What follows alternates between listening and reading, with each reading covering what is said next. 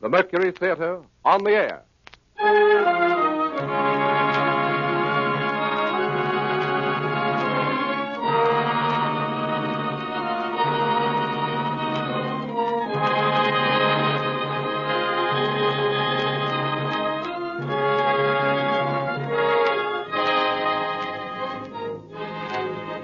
The Columbia Broadcasting System takes pleasure in bringing you the 12th in its series of weekly broadcasts featuring Orson Welles and the Mercury Theater on the air.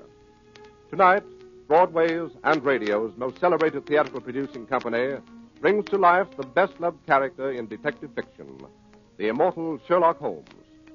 The play is Orson Welles' own adaptation for radio of William Gillette's enduring melodrama based on the famous stories by Sir Arthur Conan Doyle. Before the performance begins, here is the director of the Mercury Theater, the star and producer of these unique broadcasts, Orson Welles. Good evening. Well, tonight it's back to Baker Street. Back to that unlikely London of the 19th century where high adventure awaits all who would seek it, in a hansom cab or under a gas lamp in an Inverness cape. For tonight we pay tribute to the most wonderful member of that most wonderful world, a gentleman who never lived and who will never die. There are only a few of them, these permanent profiles, everlasting silhouettes on the edge of the world. There is first the little hunchback with a slapstick whose hooked nose is shaped like his cap. There is now and always will be the penguin-footed hobo in the derby and the baggy pants, and the small boy with a wooden head, and the long, rusty knight on horseback, and the fat knight who could only procure a charge on foot. There is also the tall gentleman with the hawk's face, and the underslung pipe, and the fore and aft cap. We'd know them anywhere and call them easily by name. Punch and the Charlies, Chaplin and McCarthy, Quixote, Sir John, and Sherlock Holmes. Now, irrelevant as this may seem, we of the Mercury Theater are very much occupied these days with rehearsals for a revival of a fine old American farce. A lot of you will remember, if only for its lovely title, which is Too Much Johnson.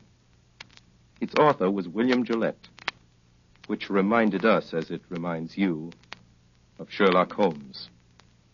As everybody knows, that celebrated American inventor of underacting lent his considerable gifts as a playwright to the indestructible legend of the Conan Doyle detective, and produced the play which is as much a part of the Holmes literature as any of Sir Arthur's own romances, and as nobody will ever forget. He gave his face to him. For William Gillette was the aquiline and actual embodiment of Holmes himself.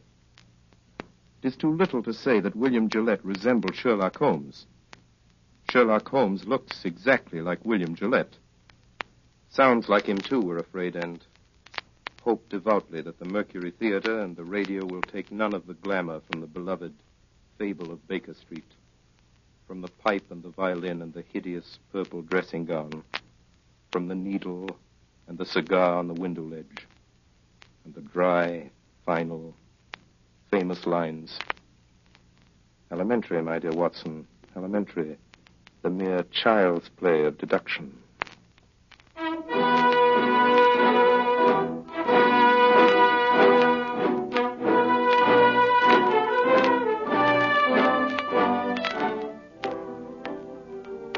My name is Watson. I am a doctor. It was in the year 1880 that Holmes and I were introduced by a mutual acquaintance. At the time, we were both looking for a lodging that would suit our moderate means. This we found on the second floor of a house at 221B Baker Street. And it was during the years that we occupied these chambers together that Holmes established his unique international reputation as a consulting detective. During that time, I was privileged to be his daily companion, and I have done my modest share in giving to the world an account of some of his most famous cases. Most famous of these are the ones of which I have written under the names of The Speckled Band, Sign of Thor, Hound of the Baskervilles, and A Study in Scarlet.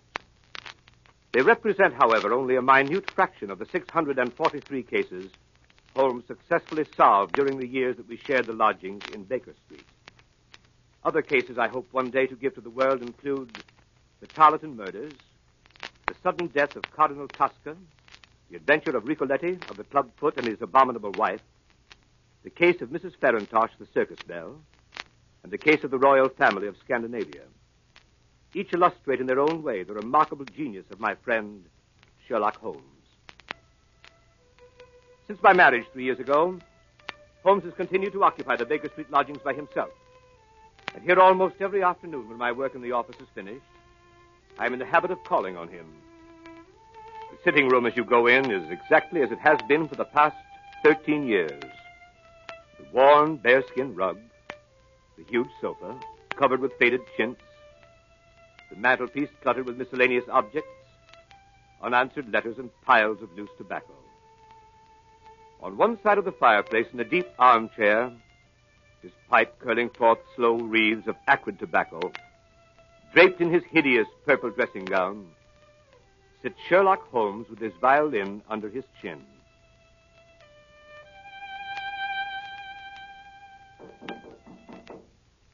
Come in. Oh, Watson, my dear fellow. How are you, Holmes? I'm delighted to see you. Perfectly delighted. Upon my word, I am, but I'm sorry to observe that your wife has left you. She has gone on a little visit. But how did you know? How did I? Well, I like that. How do I know anything? How do I know you've been getting yourself very wet lately, that you're an extremely careless servant girl, that you've moved your dressing table to the other side of the room? Holmes, if you had lived a few centuries ago, they'd have burned you alive. Such a conflagration would have saved me a great deal of trouble and expense. Tell me now, how did you know all that? Too simple to talk about. Scratches and clumsy cuts, my dear fellow, on the inner side of your shoe there, just where the firelight strikes it. Scratches, cuts. Somebody scraped away crusted mud and did it badly. Scraped the shoe along with it. There's your wet foot, my dear Watson, and your careless servant girl all on one shoe. Face badly shaved on the right side, always used to be on the left. Light must come from the other side. Couldn't very well move your window. Must move the dressing table. Of course. But how the deuce did you know my wife was away? Well, what the deuce is your second waistcoat button, Watson? And what the deuce is yesterday's buttonniere doing in today's lapel? And why the deuce do you wear the expression of a... Oh, marvelous. Elementary, my dear fellow, elementary. The child's play of deduction.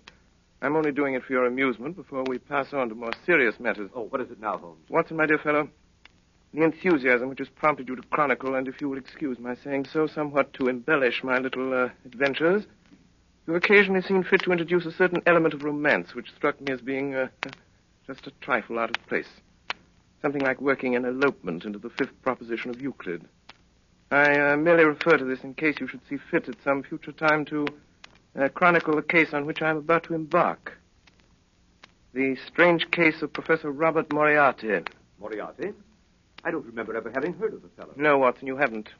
It is precisely this quality of invisibility that makes of Professor Moriarty the Napoleon of crime. Sitting motionless like an ugly, venomous spider in the center of his web. But that web having 1,000 radiations and the spider knowing every quiver of every one of them. And within 48 hours, I'll have the lines drawn so tightly around him that he can't move. I'll arrest him and his entire gang. Why, Holmes, this is a very dangerous My thing. dear fellow, it's perfectly delightful. My whole life is spent in a series of frantic endeavors to escape from the dreary commonplaces of existence. For a brief period, I escape. You should congratulate me. The day before yesterday, I received in this room the visit of a certain foreign nobleman who has recently inherited a very considerable title and who is about to be married. Seems that this titled gentleman was so indiscreet as to fall in love with a young English lady by the name of Faulkner, socially his inferior, and to make her a promise of marriage. Later, at his family's insistence, the thing was broken off, and the young lady died shortly after of a broken heart, leaving behind a sister. Also, considerable evidence in the form of letters, photographs, and jewelry with inscriptions. These the sister kept. These, together with the sister, are now being held in a house in St. John's Wood by a pair of blackmailers who go by the name of Chetwood. So far as you see, my dear Watson, a fairly ordinary case of blackmail, hardly worth my attention. Last night, on my inspection, a certain element revealed itself which renders the case far more important than I had expected. And that element was... Professor Moriarty. Come in. Beg pardon, Mr. Holmes. Yes, Billy, what is it? Gentleman to see you by the name of Foreman. Show him in, Billy. Show him in. Yes, Mr. Holmes. Come in, Mr. Foreman. Good evening, Foreman. Good evening, Mr. Holmes. Watson, this is Inspector Foreman. Since the day before yesterday, he occupies the position of butler under the name of Judson in the home of Mr. and Mrs. Chetwood, blackmailers of St. John's Wood. Well, Foreman, any news? Yes, sir. This morning, a little after 9, Chetwood and his wife drove away in a four-wheeler. They returned about 11. Bassett was with them. You know him, sir? Yes. When I last had the occasion to meet Mr. Bassett, he got 2 years for safecracking. You go on, Foreman. Well, they took this man Bassett into the library. I got a look at him from the outside. And there he was opening up the safe where they'd been keeping the letters. Go on. In the end, when they got the safe open, it was empty. The letters were gone. It seems like the Faulkner girl got them back somehow. That got them pretty excited. Bassett went out to send a telegram. Have you got a copy of it? Yes. Here it is, sir. It's in code. Moriarty. I thought so, Watson. This case is taking a most promising turn. Foreman, you return at once to the house at St. John's Wood. Within 10 minutes, I shall be there myself. If I remember correctly, the kitchen is immediately below the drawing room. Yes. When I knock over a chair in the drawing room, you'll overturn a lamp in the kitchen, scatter smoke balls, and give an alarm of fire. All other instructions remain unchanged. Very good, sir. Hurry, Foreman. Yes, Mr. Holmes. Well, my dear Watson, begins to look like a most interesting evening.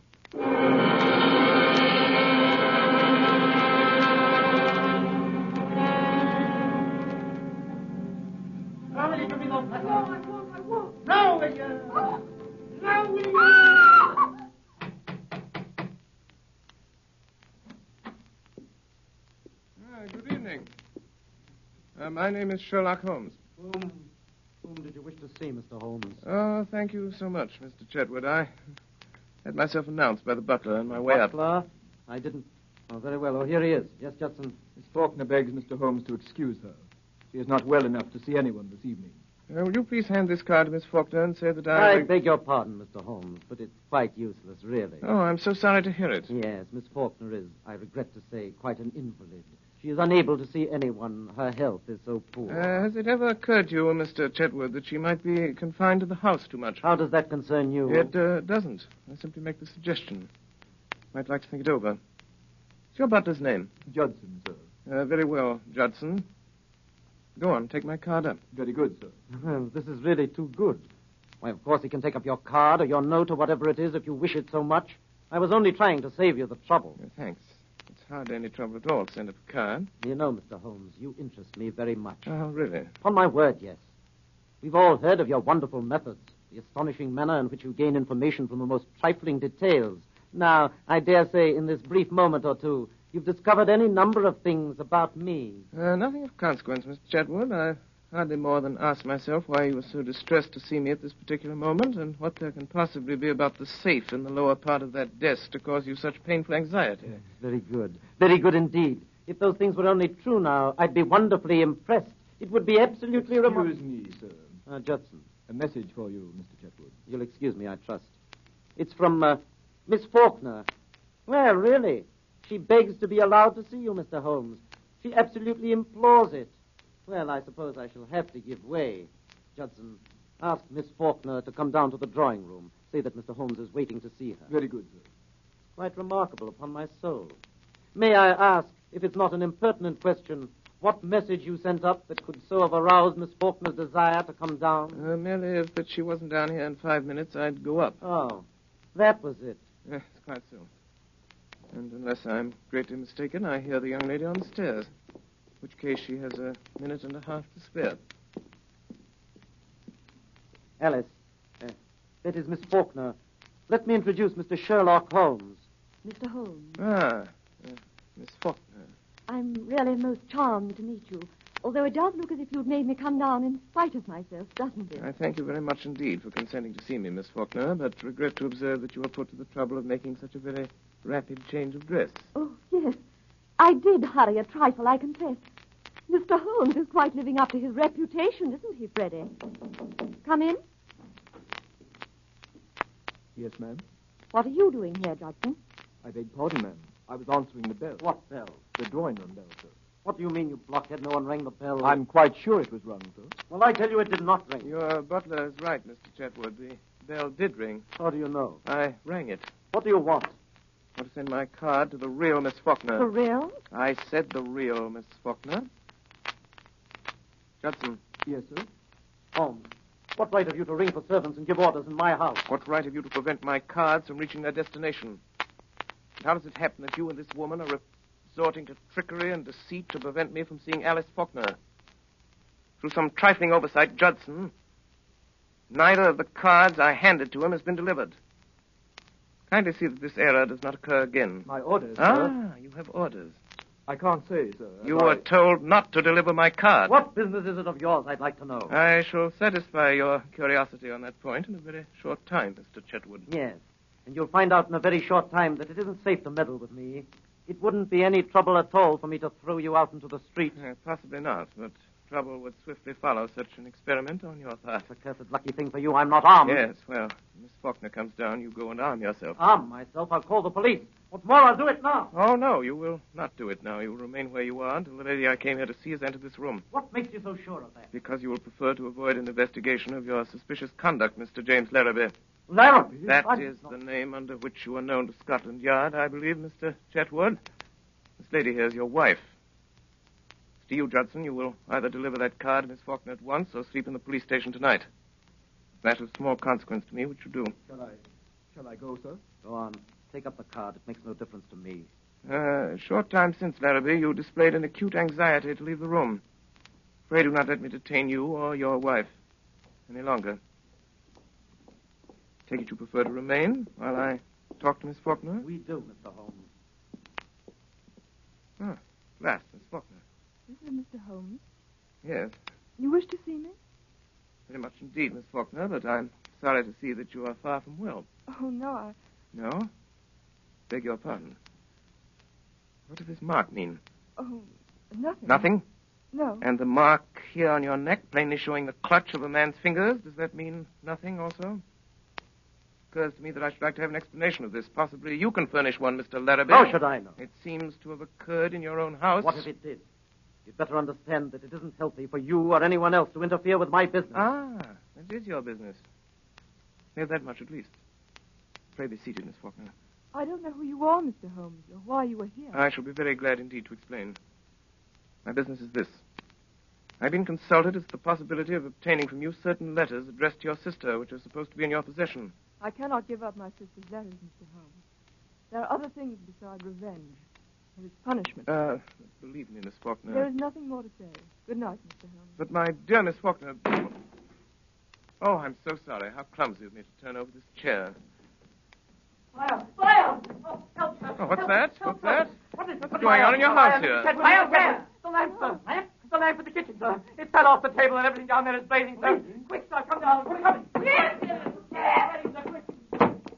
Don't alarm yourself, Miss Faulkner. There is no fire. No fire.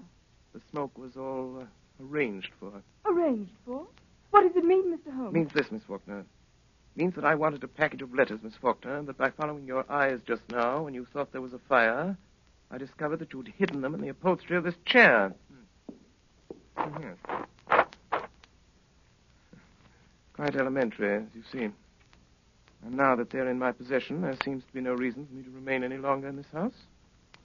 Good night, Miss Faulkner. Miss Faulkner, Yes. I can't take them, Miss Faulkner. These letters belong to you. I find that I cannot keep them unless you can possibly change your mind and let me have them of your own free will. I hardly suppose you could. I will therefore return them to you, and, here's our friend Mr. Larrabee returning from the fire. So, you've got the letters, have you? Now I suppose we're going to see you walk out of the house with them. On the contrary, you're going to see me return them to their rightful owner.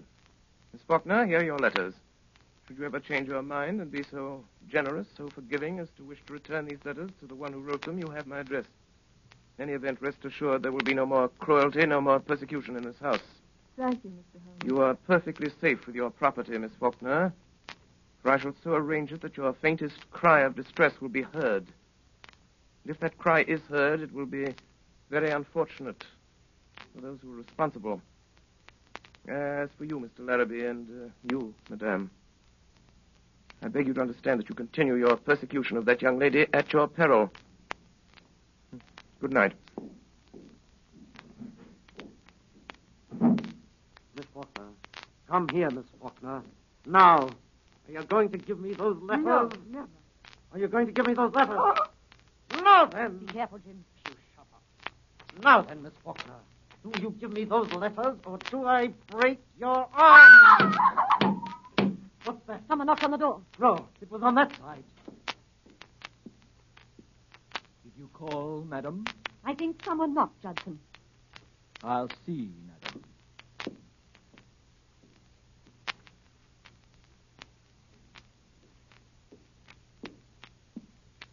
I beg pardon, madam, but there's no one at the door.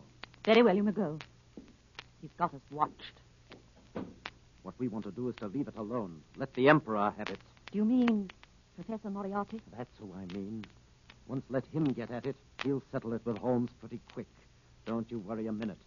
I tell you, Professor Moriarty will get at him before noon tomorrow night. He won't wait long either. And when he strikes, it means death.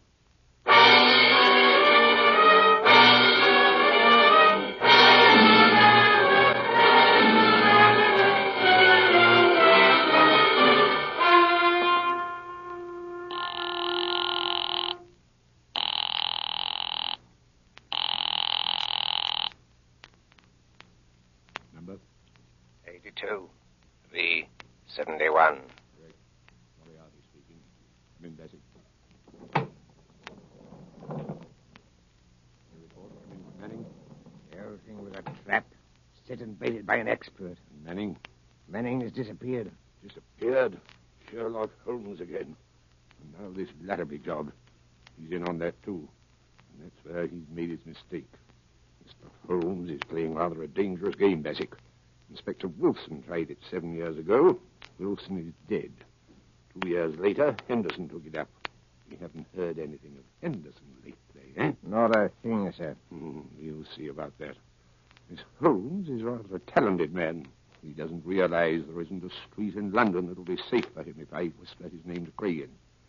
I might even make him a little call myself, just for the satisfaction of it. Just for the satisfaction of it. Baker Street, isn't it, his place? Baker Street, eh? Baker Street, sir. We could make it safe.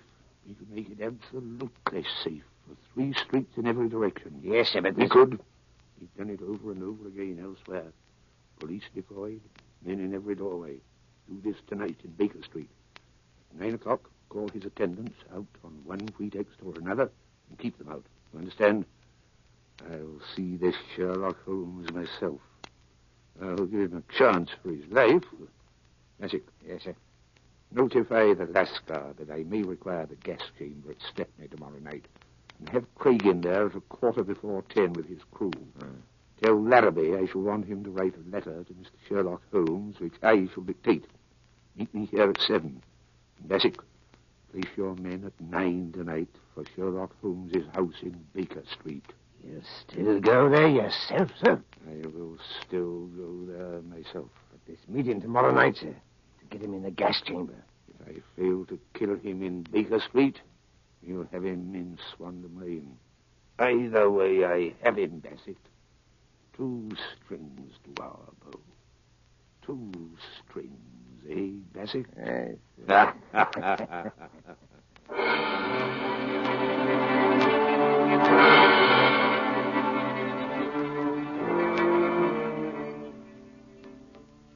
That evening, Holmes and I dined together at Scott's in Piccadilly Circus. After dinner, we went to a concert at Queen's Hall. I can still see him on this particular night of the Moriarty case, well knowing that his life was in peril, sitting beside me in the stalls, wrapped in the most perfect happiness, listening to Sarasate play the violin, gently waving his long, thin fingers in time to the music.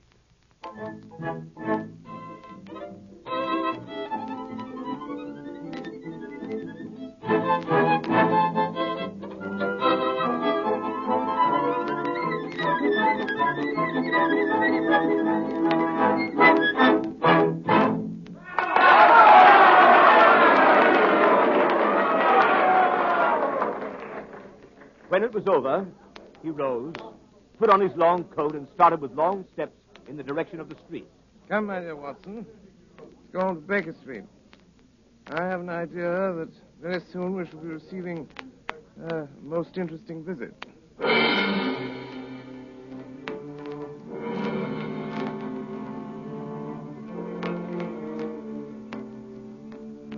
front of Queen's Hall, we hailed a hansom, and as we came down Baker Street, we could see that the light was burning on the second floor of 221B. We went up the dark, narrow stairs.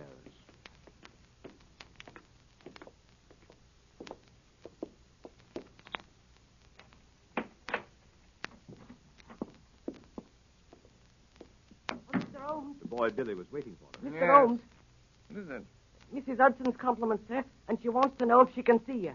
Now, where is Mrs. Hudson? Downstairs in the kitchen, sir. My compliments, and I don't think she can. Where she is. She'll be very sorry, sir. Our regret will be mutual. It was most terribly important, sir, seeing as she wants to know what you'll have for breakfast in the morning. The same. Same as when, sir? This morning. But you didn't have nothing, sir. You wasn't here. I won't be here tomorrow. Yes, sir. Was that all, sir? Quite so. Yes, sir. Thank you, sir. Oh, Mr. Holmes, here's a letter for you, sir, on the table. Delivered 10 minutes ago. Well, read it, Watson. There's a good fellow. I put on my dressing gown. Yes. Dear sir. Thus addresses me. Why, James Larrabee. And what has James to say this evening? Dear sir. I hope he won't say that again. I have the honor to inform you that Miss Faulkner has changed her mind regarding the letters, etc., which you wish to obtain, and has decided to dispose of them for a monetary consideration. If you wish to negotiate, will you be at 9 o'clock at the Guards' Monument at the foot of Waterloo Place?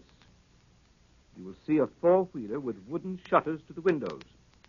If you have the cab followed or try any other underhand trick, you won't get what you want. Let me know your decisions. Yours truly, James Larrabee. Mine truly. Well, later, perhaps. What does the fellow mean? The fellow means to sell me a base imitation for a large sum of money of certain letters that he does not possess. I shall probably buy them from him.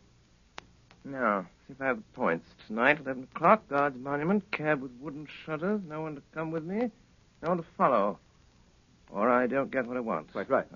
But this cab with the wooden shutters? Merely a little device to keep me from seeing where they're taking me.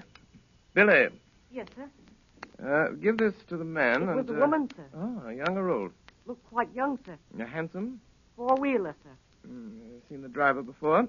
Yes, sir, but I can't think where. Hand this to the lady, apologize for the delay, and look at the driver again. Yes, sir. But, my dear Holmes, you didn't say you would go. But I certainly did. This fellow means mischief. This fellow means the same. I beg pardon, sir.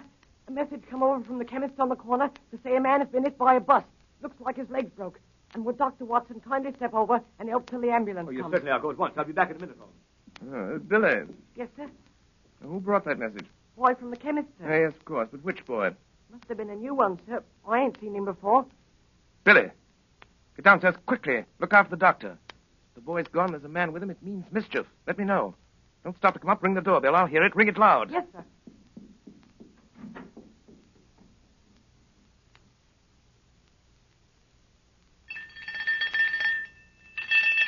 Look out, sir. Look out. Look out.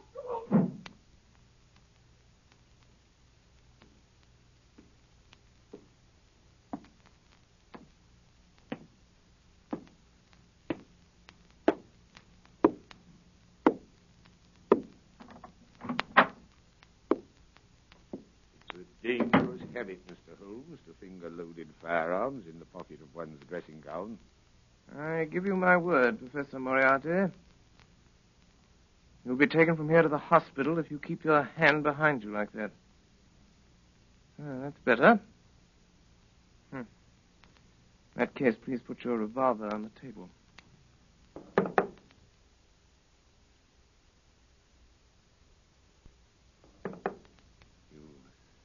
Evidently don't know me. I think it's quite evident that I do. Pray have a chair, Professor. I can spare you 5 minutes. That is, if you have anything to say. Careful. What are you about to do, Professor Moriarty? Look at my watch. I'll tell you when your 5 minutes is up. It is your intention to pursue this case against me? That is my intention. To the very end. I regret this. so much on my own account, but on yours. I share your regret, Professor, but solely because of the rather uncomfortable position it will cause you to occupy. May I inquire to what position you're pleased to allude, Mr. Holmes? I refer to the position you will occupy at the end of a rope, Professor Moriarty. Have you the faintest idea that you'll be permitted to live to see that day? As to that, I do not particularly care, so that I bring you to see it. You'll never bring me to see it. You think that I would be here if I hadn't made the streets quite safe in every respect? I could never so grossly overestimate your courage as that, Professor Moriarty. Do you imagine that your friend the doctor and your boy Billy will soon return? What? So, it leaves us quite alone, doesn't it, sir? Quite alone. So that we can talk the matter over quietly, Mr. Holmes, and not be disturbed.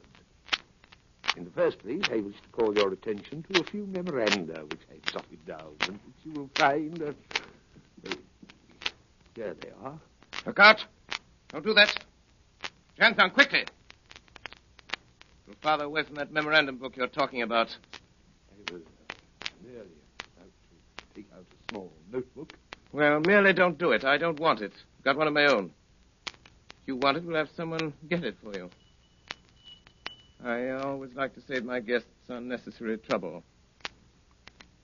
I observe that your boy doesn't answer the bell. No, but I have an idea that he will before long.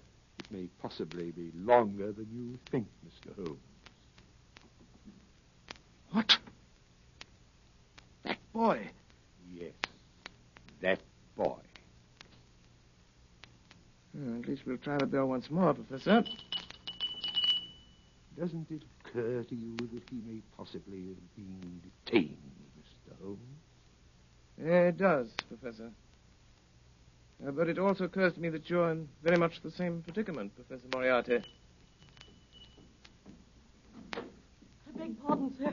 Someone tried to hold me, sir. Yeah, it's quite evident, however, that he failed to do so. Yes, sir. He's got my coat, sir, but he ain't got me. Billy.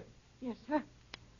Billy, the gentleman I'm carefully pointing out to you with this 45 desires to have us get us something of his left hand inside coat pocket. As he's not feeling quite himself today, and the consequence of his trying to do it himself might prove fatal, I suggest you attend to it for him. Yes, sir. Is this it, sir? This gun? Quite so. So I'll put it on the table. Not there, Billy. On this table, where I can reach it. It's more like it. That's all, Billy. Shall I see if he's got another, sir? Why, Billy, you surprise me. Perhaps the gentleman's taken the trouble to inform us that he hasn't. When, sir? When he made a snatch for this one. And now, Professor, now that we have your little memorandum book, do you think of anything else you'd like before Billy goes? Any little thing you've got that you don't want? So sorry. That's all, Billy. Thank you, sir. Listen, Holmes, to me. On the 4th of January, you crossed my path. On the 23rd, you incommoded me. And now, at the close of April, I find myself placed in such a position through your continual interference that I'm in positive danger of losing my liberty. Have you any suggestions to make? No, I have no suggestions to make. I have a fact to state. If you don't drop it at once, your life's not worth that. I'm afraid, Professor, that in the pleasure of this conversation, I'm neglecting more important business. If you'll excuse me a moment while I get my pipe off the mantelpiece here. I came here this evening, Mr. Holmes, to see if peace could not be arranged between us. Quite so, quite so. You've seen fit not only to reject my proposals, but to make insulting references coupled with threats of arrest. You've been warned of your danger. You don't heed that warning. Perhaps you'll heed this. Up with your hands, Mr. Holmes. Up with them hands. Didn't imagine I'd leave that gun loaded, did you, Professor Moriarty? Here are your cartridges. I didn't suppose you'd want to use that gun again, so I took them out while you were talking and put them in my pocket. You'll find them all there, Professor. Billy. Yes, sir? Will you please show Professor Moriarty the door? Yes, sir. This way, sir. Don't ever say I didn't warn you, Mr. Holmes. No, Professor Moriarty. No. I never will. Billy, come here. Yes, sir. Billy? Billy, you're a good boy. Yes, sir. Thank you, sir.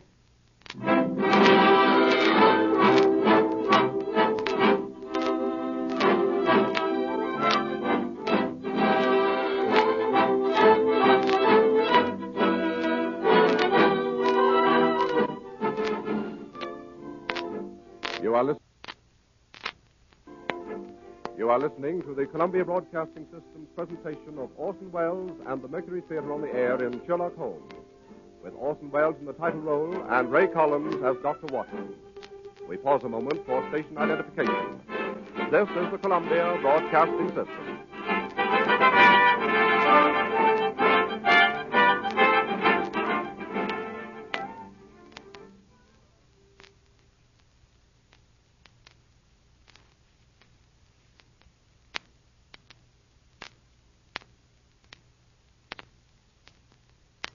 We continue now with this CBS presentation of Sherlock Holmes, played by Orson Welles and the Mercury Theater on the Air.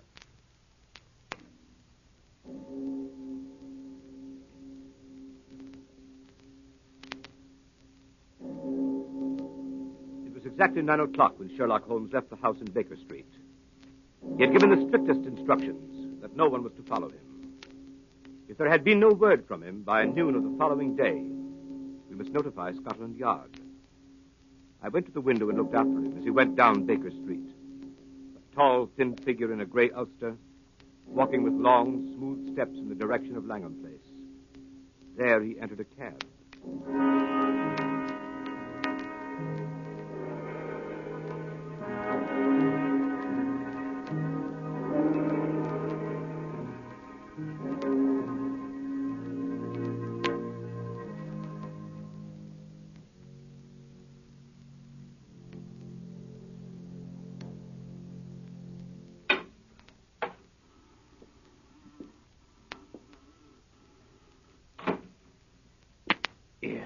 What are you doing, lighting matches here? That's what I'm doing. Chuck it. Why should I chuck it? There might be gas, you fool. There ain't no gas. It's been 4 days since we had gas in the room. And I still say there might be gas. Did you check it?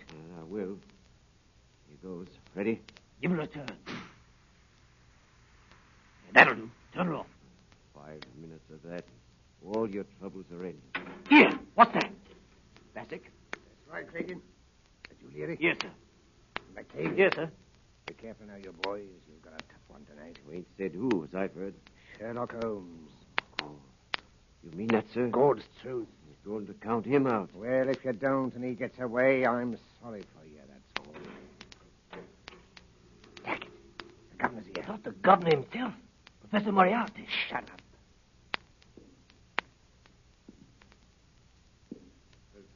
Yes, sir. Got your full crew? All yours, sir. No mistakes tonight, Cragen. I'll be careful of that, sir. This is Larrabee. Hello. He's in on this job. Hello, Larrabee. What's that door, Bassick? A small cupboard, sir. No outlet? None whatever, sir. That window? Nailed down, sir. Man might break the glass. If he did, he'd come up against the heavy iron bars outside. Huh. We'll have him tied down before he can break any glass, sir. You've used it before, eh? Of course, you know it's airtight. Every crevice is sealed, sir. When the men have turned the gas on him, they leave by this door. Yes, sir. Be made quite secure. Heavy bolts on the outside, sir. Solid oak bars overall. Let me see how quick you can operate them. They tie a man down, sir. There's no need to hurry. Let me see how quick you can operate them. Leary. Yes, sir. That's good. Open it up. Now, Cragen, and the rest of you, one thing remember. Whatever happens, no shooting tonight. Not a single shot. Will be heard in the alley below. First thing is to get his revolver away before he has a chance to use it. 2 of you attract his attention in front. The other come up on him from behind and snatch it out of his pocket. Then you have him. Arrange that, Cragen. I'll attend to it, sir. Mr. Larrabee, you understand? We wait for you. I understand, sir. They give you this opportunity to sell him the packet of letters you forged and get what you can for your trouble. A few £100 doesn't interest me, Mr. Larrabee. What I am after is Holmes. I understand, sir. When you've finished and got your money, you whistle, and these gentlemen come in. Let's hear it. You hear that, Cragen? That's right. And Cragen, the proper moment, present my compliments to Mr. Sherlock Holmes and say that I wished him a pleasant journey to the other side. Come on, Bassick. Good night, gentlemen. Good night. Good night. Good night. Good night, sir. All right, boys. Clear. When you hear the whistle, in you come. Right you are, sir. Larry. Yes, sir. You get down on the corner below. Let me know when he comes. I will let you know. Well, when you see him driving up, come down the alley and whistle 3 times. Very good, sir. Here. What's this? How did you get in? What are you doing there in the back? Hey?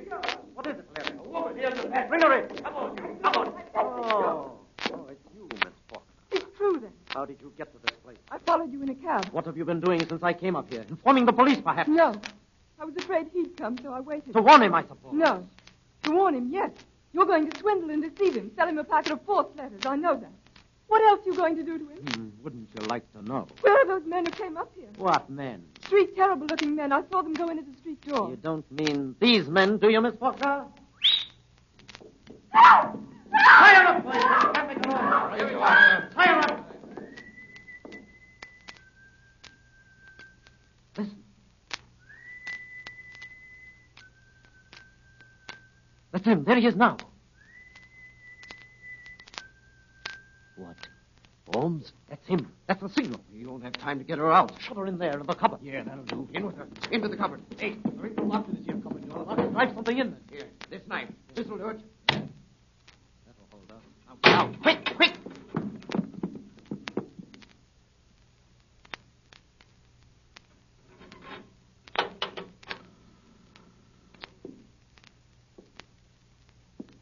Good evening, Mr. Holmes. Ah, Mr. Larrabee. Oh, really? I certainly thought after all this driving about in a closed cab, you'd show me something new. Seen it before, have you, Mr. Holmes? Oh, well, a time or two. Now to come to think of it, I nabbed a friend of yours in this place while he was trying to drop himself out of the window. Ed Colvin, the cracksman. Colvin, never heard of him before. Well, you certainly never heard of him after.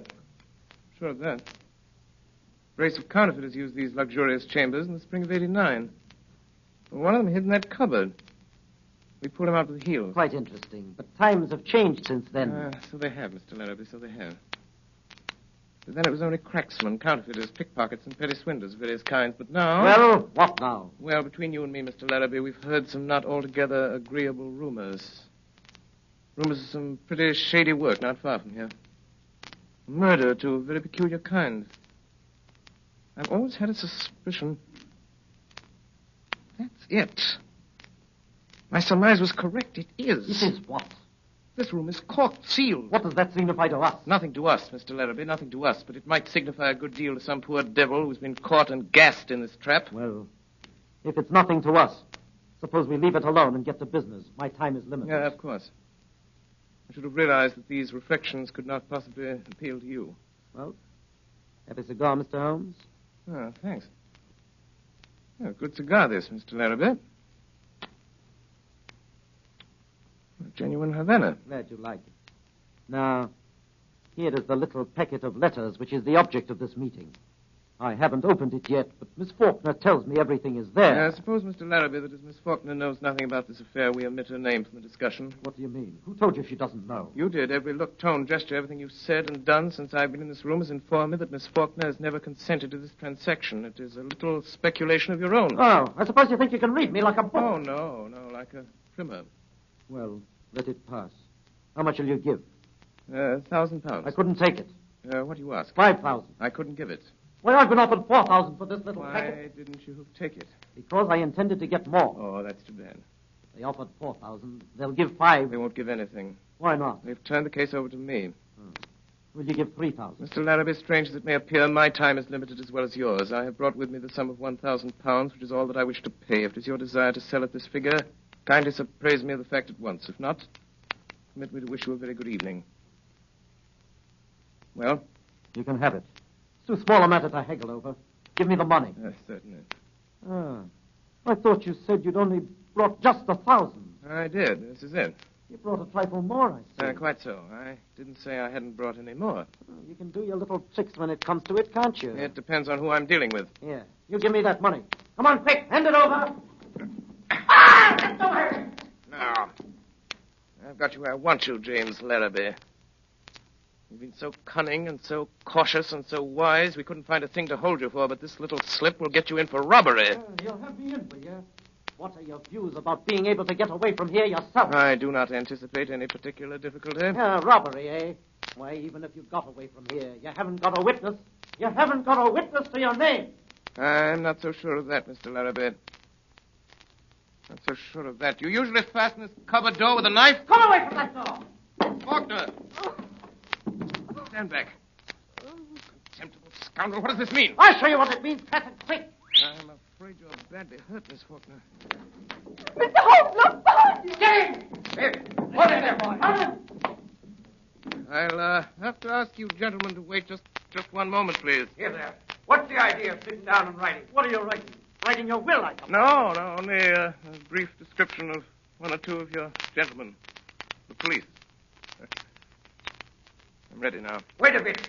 You better listen to me, Mr. Holmes. We're going to tie you down nice and tight to the top of that table. Why, you surprise me, gentlemen. Thinking you're so sure of anybody in this room. And 3 bars going out of that window. Bars or no bars, you're not going to get out of here as easy as you expect. There are so many ways, Mr. Larrabee, that I hardly know which one to choose. Well, you better choose quick, I can tell you that. I'll choose at once, Mr. Cregan. And my choice falls on this chair. My God! The light! You get away in the chair! Look out! There he goes! Look at his cigar! Drag him by the cigar! What's his cigar? Look out! He's going to the window! He's up on the ledge! He's climbed out! Look at his cigar! Get him quick! After him! There he goes! He's out! By the window! No, gentlemen, no, not by the window. I'm leaving by the door. By the way, I left my cigar for you on the windowsill. Good evening, gentlemen.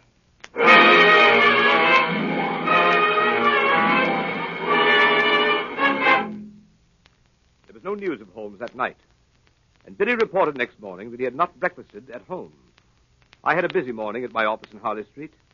It was after 11 before the last of my appointments was over, and still no news of Holmes. Did you ring Dr. Watson? Oh, Parsons. Is there anyone waiting?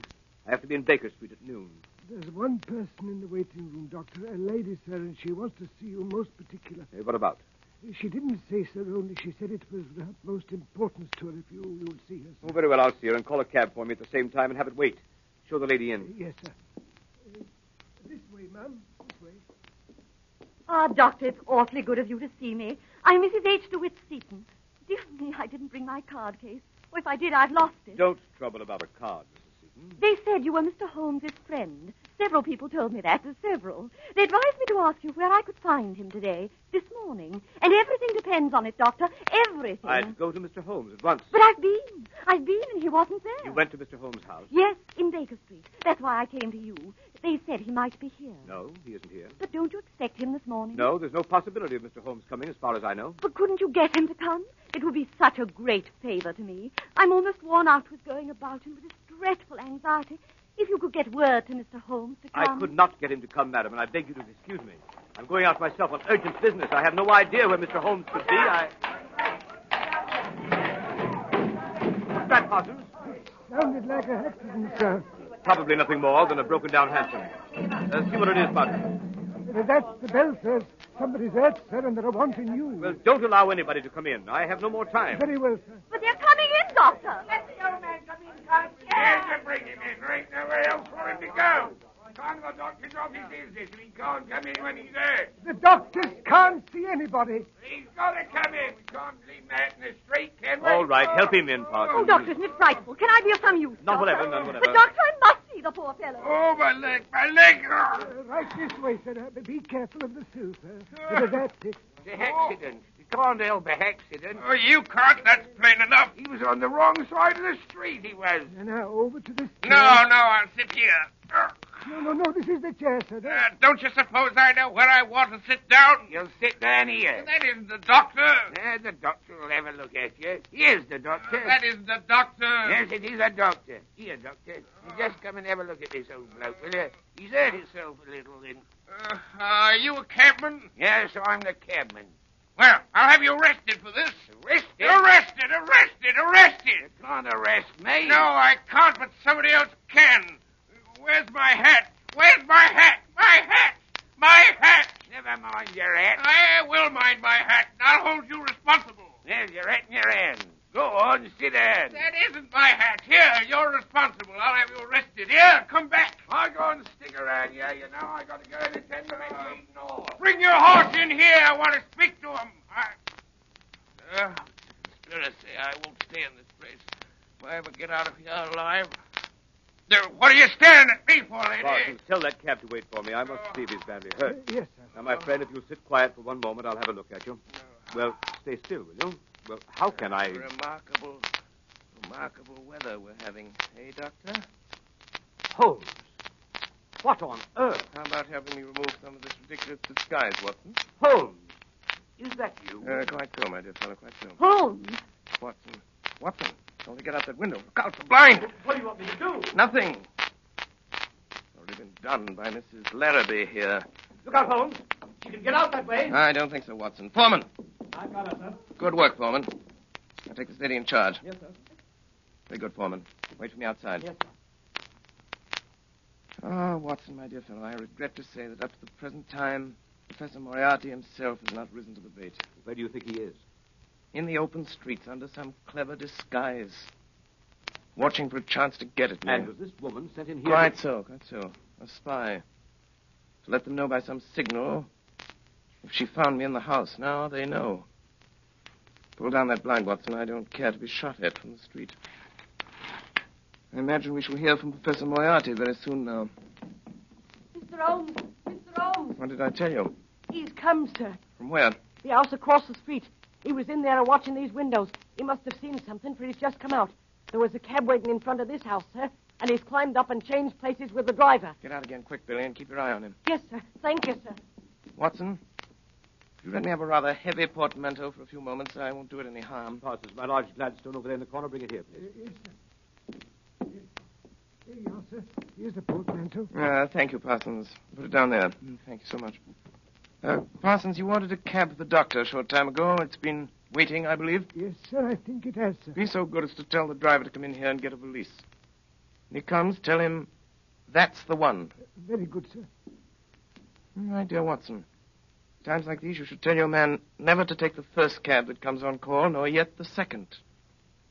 The third may be safe. But, Holmes, All right, I'm cabby. Yes, cabby. Here, right in this way. This bag. I want taken down, Right, the you are, street. Governor. Right. All right. Goodbye, Watson. Bye, Watson, old fellow. Wait a minute, driver. Pretty heavy, I'm afraid. Let me help you. Watson, I'll write to you from Budapest. Yes, but Holmes... Here, driver. Let me tighten up these straps a bit. There we are, that's right. I'll hold it, driver. You pull the strap. A few little things in this bag that I wouldn't like to lose. Right, you are, sir. And it's just as well to make quite sure. Is it not, Professor Moriarty? By means of a simple pair of handcuffs. Blast you, Holmes. Do you imagine, Sherlock Holmes, that this is the end? I ventured to dream that it might be. You quite sure the police will be able to hold me? Professor Moriarty, I'm quite sure of nothing. Take him away, Foreman.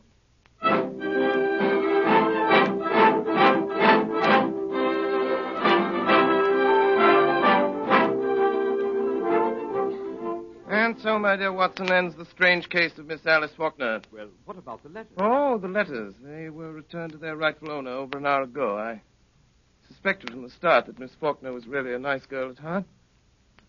Ah, dear. What is it, Holmes? I was just reflecting, my dear Watson. With Moriarty out of the way, London, from the point of view of the criminal expert, is likely to become a singularly uninteresting city. One's morning paper, a veritable wilderness of boredom. Mr. Holmes! Mr. Holmes! Yes, Billy? There's a lady, sir. Been waiting for an hour. Says she's got to see you, sir. Case of murder, she says. She's got her face veiled. From which I deduce that she is a lady of over 41 and less than 45, of a strange, dark beauty and considerable social eminence. And that she has lived for some years in the Near East. That she is now wearing a large blood ruby on the second finger of her left hand. Holmes, how do you know these things? It's amazing. Elementary, my dear Watson. Elementary. The child's play of deduction.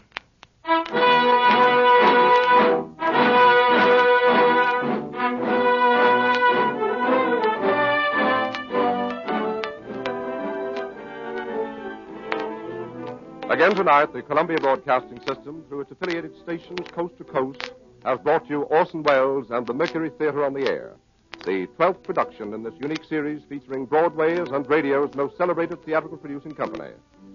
This evening, the play was Orson Welles' own adaptation of William Gillette's Sherlock Holmes.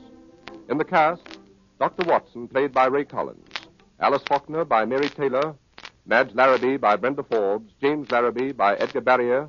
Inspector Foreman by Morgan Farley. Cragen by Richard Wilson. Brassic by Alfred Shirley. Leary by William Allen.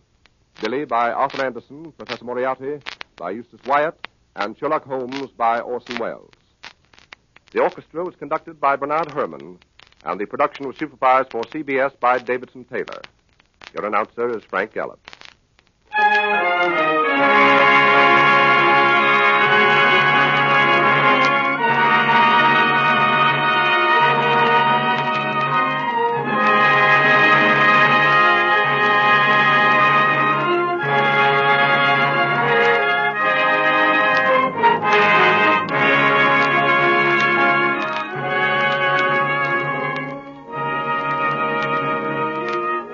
Next Sunday evening at the same time, another classic narrative dramatized by Orson Welles. Join us then for Charles Dickens' Oliver Twist, brought to life by the Mercury Theater on the Air.